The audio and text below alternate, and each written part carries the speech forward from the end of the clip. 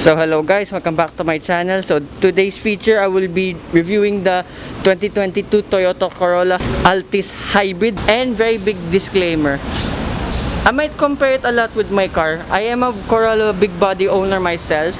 I know this is not a comparison video, but from my Corolla and this Corolla are 5 generations apart. Mine's a 7th gen E100 Corolla. This one is a 12th gen E210 model. So there are actually some similarities I did notice from my car until this Corolla Altis Hybrid. Just a big disclaimer, I won't compare it totally because driving dynamics wise, engine wise are completely different. But some pieces here and there, I'll show you in a bit in the interior. There are a little bit similarities I've noticed. So let's start here in the exterior. Also, to know if the new Corolla is a hybrid, you actually have blue accents here in the headlights. These are all LEDs, by the way, and they also illuminate when you turn the lights on. They look pretty awesome.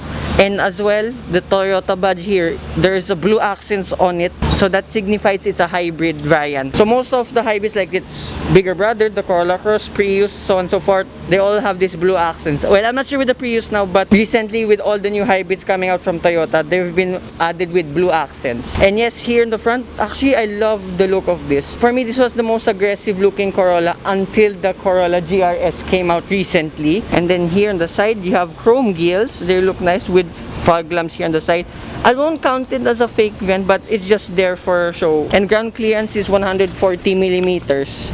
That's actually just 10 less than my big body, just saying. But going over humps and bumps, this will have no problems in our streets here in Metro Manila. Then here at the side, also to note, if it's a hybrid brand, there's hybrid badging here. You have LED repeaters here on the side. They only illuminate here at the edge, not the whole thing. That's a bit weird, but it's fine. And then you have chrome accents around here in the window kink. Here below is just blacked out. You have chrome handles here as well. Wheels, they look alright. And then here at the rear, also love this. There's a lot of chrome accents going on here, but for some reason in this Corolla Altis Hybrid and this generation itself, this chrome accent suits this car. And then the LED affair continues here in the rear, as you can see with this shot. Looks nice. And then also I love this part. You have reflectors here, and then there's a curve here on the side that kind of like they wanted to put a fake vent here. No, it's just one swoop curve here. No fake vent. Nice one, Toyota.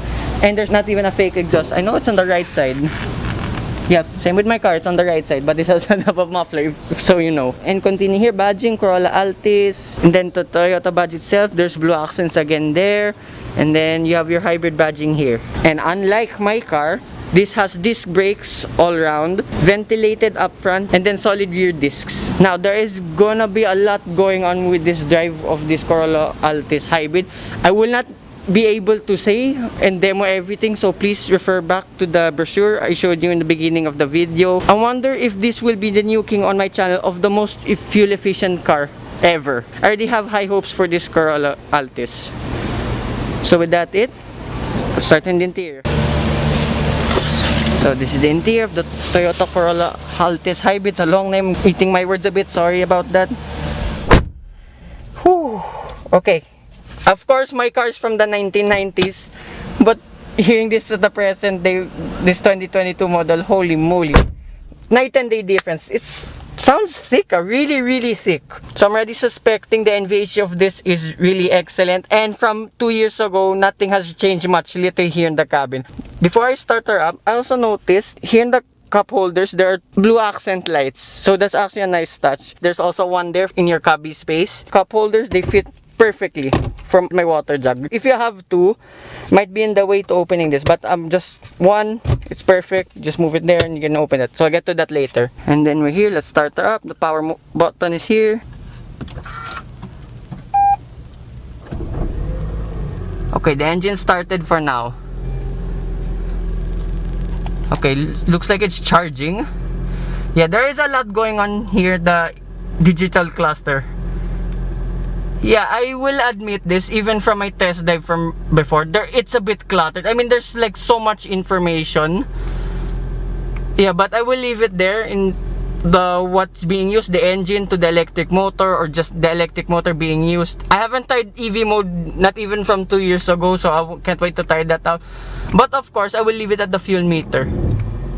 Okay, just realized since it's a hybrid, The engine is on because it's charging the battery. So it's just 3 out of 8 in total. So it's just at level 3. And then here on the left side, you have your eco mode and then your power mode. And then when it's charging the battery, there's no tachometer here whatsoever. And then you have your usual fuel meter and your engine temperature here on the right side. I'm just stepping on the throttle. It seems to be vibrating. Maybe that's why it's charging. The brakes, there's nothing at all. The throttle, I noticed there's some vibrations going on. I'm just at a standstill, by the way. So continuing here in the interior, yes, being the V top of the line variant, even though the non-hybrid variant, you can get leather all around.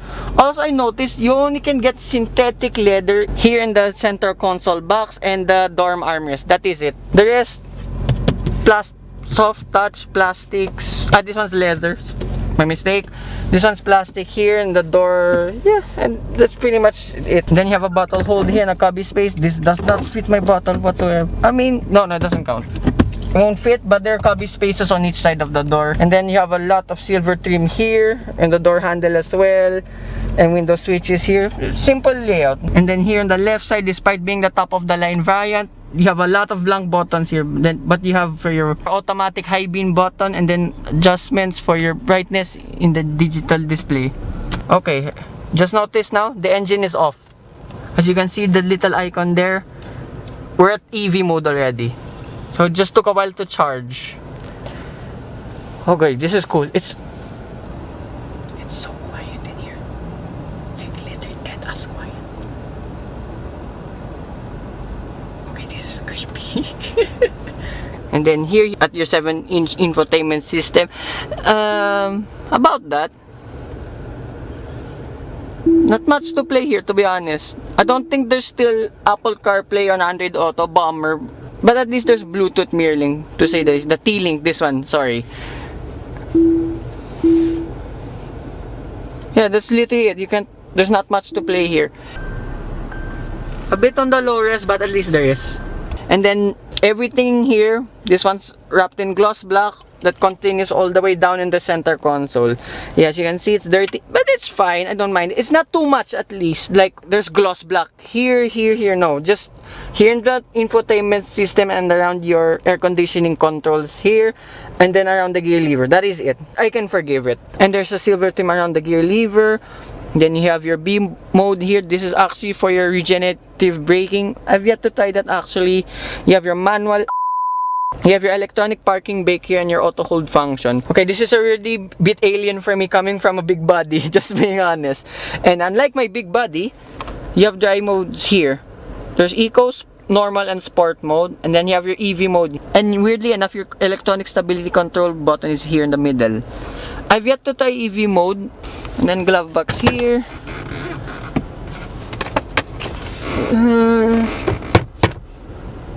It's small, but mine's bigger. And then seats here. These are not synthetic leather, but they are leather. They're firm. There's a lot of stitching, white stitching around it, but I'm very happy to sit here. I mean, it's still comfortable enough. And then center console box. Okay,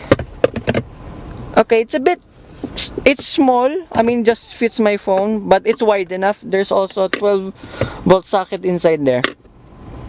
Yeah, that is it. And then for your cubby space, oh, my phone fits perfectly. Alright. Also, for some reason, the light here is a bit too far back, but I can forgive that because there's 2 more here at front. I don't have this in my car. And then visor, there's a ticket clip here. Oh my goodness, there's a vanity mirror here, and there's another light here. I mean, there's a lot of lights here. I mean, and then the extend, no, it's fine. Way thicker. Oh, that's solid. So that's about here in front. I'll show you the rear seats. And then here's the back seats of the Toyota Corolla Altis Hybrid. Ooh, solid as ever.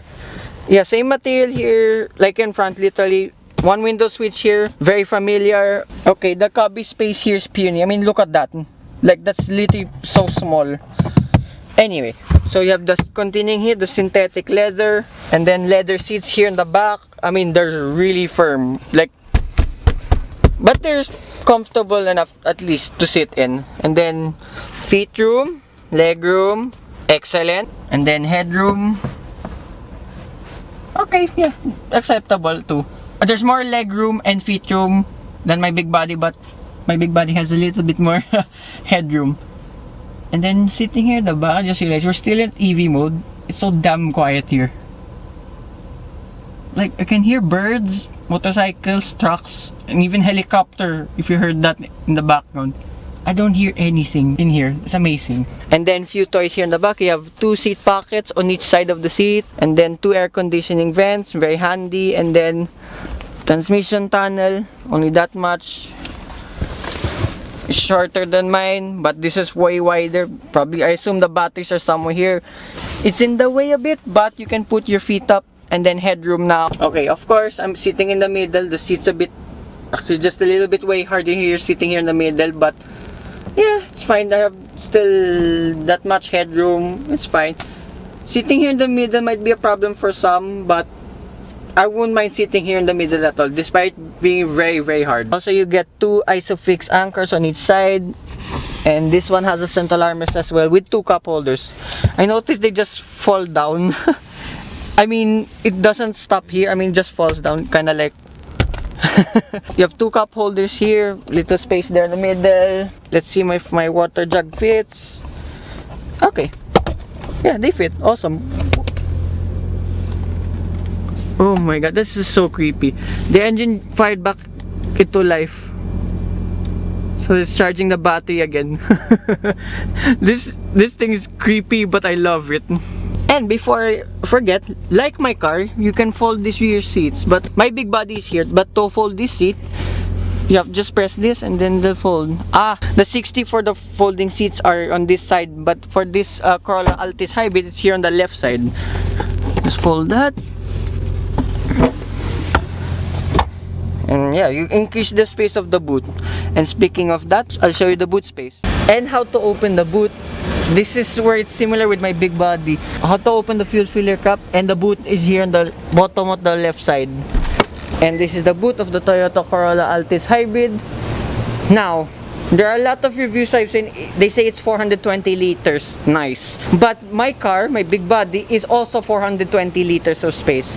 So it kind of varies in between. So I'm not sure if this is bigger, I mean, in terms of the capacity, but I can say my big body is wider. But this Corolla Altis has more space lengthwise. I'm sorry, I don't know how to explain it. So the boot space, it could vary maybe from 420 to 470 liters of space. So more or less in between those. And then there's not much toys here in the back, like my car. You have one light here, mine's just a bulb, literally just sticking out there. And then underneath, also like my car, you have a full-size spare wheel. So with that I'll show you this main party piece of the Corolla Altis Hybrid.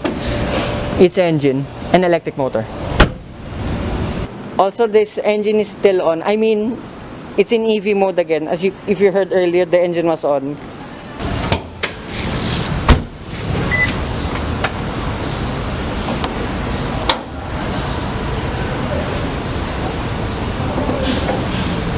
So this is the engine of the Toyota Corolla Altis Hybrid. It's a 1.8 liter naturally aspirated 4-cylinder hybrid engine that is mated to a CVT transmission. The combined total output of this engine is 121 horsepower and 142 Newton meters of torque.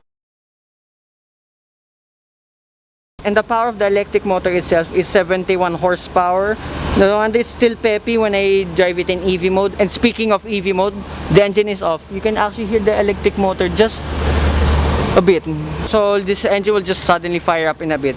And the engine now, without the electric motor, by itself it will produce 97 horsepower and 142 Newton meters of torque. There is no official figure of the torque figure with the electric motor alone. As you can see, being a hybrid, there is a lot going on. So for comparison, the most fuel efficient cars I've ever tried on my channel, at third place we have the Volkswagen Lamando that reached 10.6 kilometers per liter. Then the Suzuki Ertiga at 11.7 kilometers per liter. And believe it or not, the most fuel efficient car I've ever tried out so far is the Abarth 595. No joke, I reached 11.8 kilometers in the city. As you all know by now, I always heavy-footed and give out everything with the car. And no joke, I was just in the city hooning a bit around. I still managed 11.8 kilometers per liter in that Abarth. So I wonder if this Corolla Altis Hybrid will be the most fuel efficient car on my channel. Yeah, this engine is still in EV mode. The engine hasn't fired up yet. So there's sufficient charge already. Now being the hybrid variant, compared to the rest of the lineup of the Corollas, this has a 43-liter fuel tank compared to the 50 liters of the non-hybrid variants. Also the 50 liters is also the same in my car, but you can squeeze a bit more. So this one I don't think you can squeeze a bit more. Judging from the manual I read, I'm not sure if you can top it up. I'll know later. And then fuel range, what others have claimed and from reviewers out there, from 700 to 800 kilometers. That is freaking insane. And at this time with crazy fuel prices, yes, I will consider this car, but would I want one? So with that let's go for a drive. I put it in B mode, it's regenerative braking mode.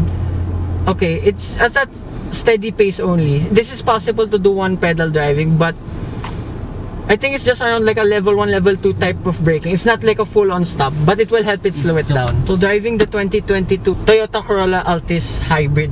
Okay, before I forget, yes, being a hybrid, you cannot top off the fuel tank. Like, after it clicks, that's it. You cannot make it sagad like the non-hybrid variant. Going down from the service center, actually of Pasong Tamo, ground clearance is not an issue. Yes, the hills here are very steep, and then going here, there's more bumpy parts. Going over them, easy.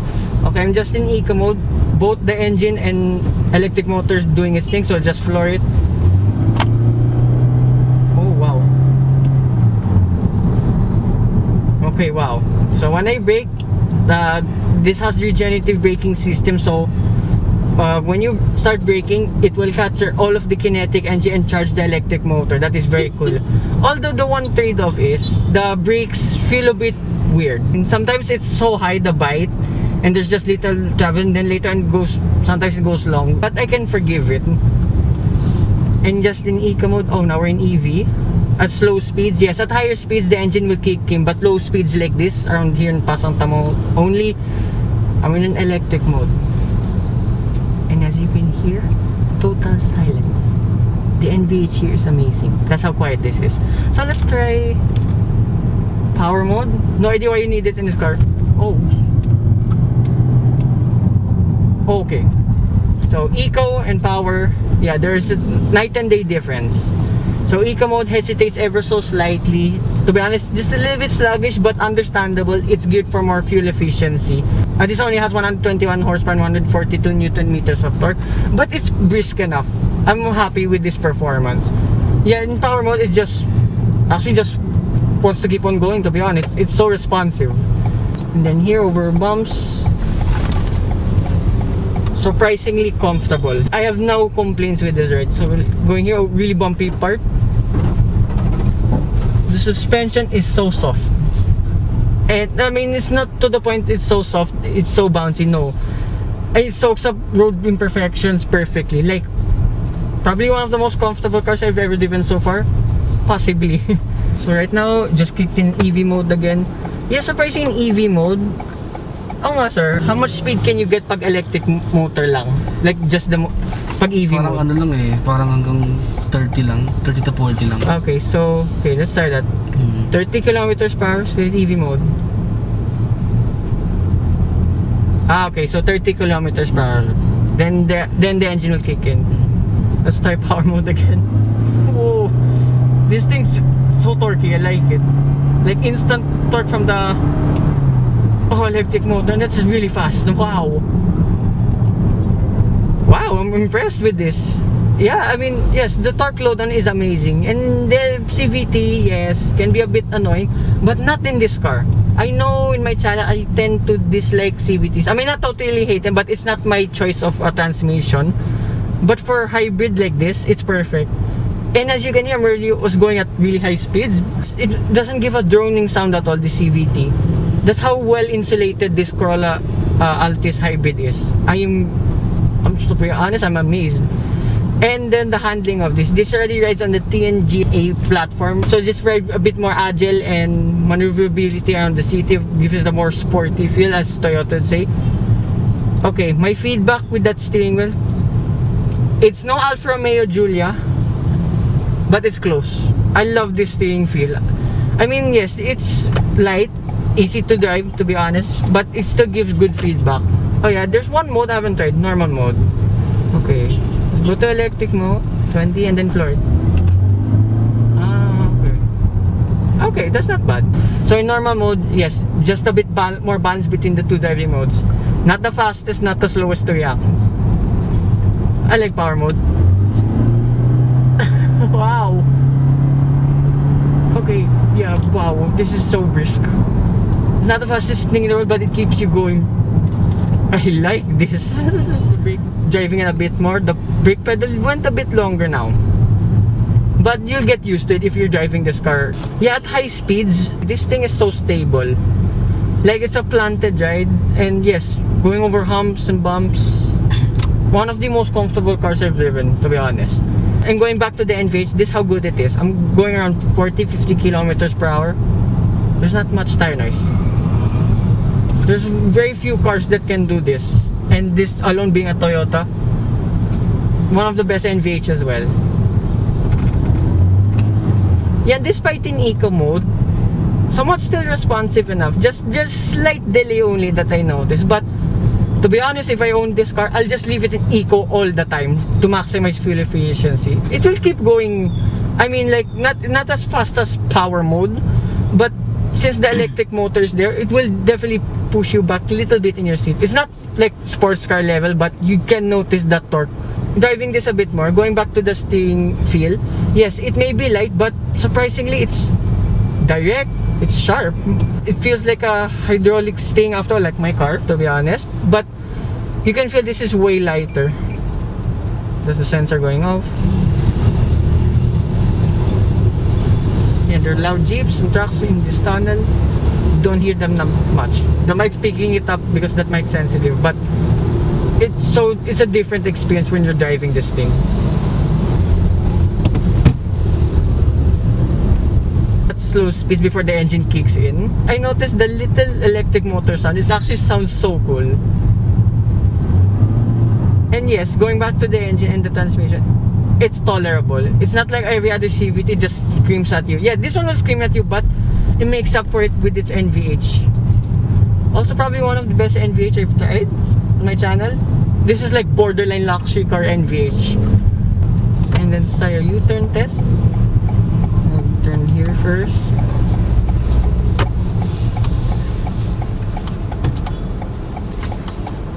Okay, it's not as wide. Okay, this turning circle for some reason is a bit tighter and better than the Toyota Race for some reason. Okay, this is such a cool experience. Yes, my case still stands from 2 years ago when I drove this in Toyota Altis, Manila. Yes, as a big body owner, me and my sister conclude this is exactly like our car, but being given extra touches to make it more premium. Would I buy this one myself? No, for two reasons. Because I already have a Corolla big body sedan myself, so I don't want the same thing. But knowing you can get an SUV version of this, the Toyota Corolla Cross Hybrid, I'd get that instead over this. However, if this is going to be your first Toyota Corolla and yet alone your first hybrid car, I would definitely recommend this. Yes, I wouldn't want one personally, just being honest, because I don't want to have two sedans, but I highly recommend this. And now, let's see that fuel figure. Oh my goodness. So, with my driving alone, yes, I am heavy-footed just here around Pasong Tamo. This is hands down now one of the most fuel-efficient cars I've ever tested. I've been averaging 14.1 kilometers per liter. Here in the city only. This tops almost everything I've driven. Now, would I buy one for its fuel efficiency alone? Yes. At this time, with the crazy fuel prices we're experiencing right now, I would definitely buy this one.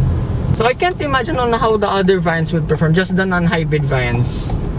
Well, I mean, there's one still a 1.6 model that's exactly like my engine, my big body. So I'm curious on how that will perform. Although one drawback with this, the price.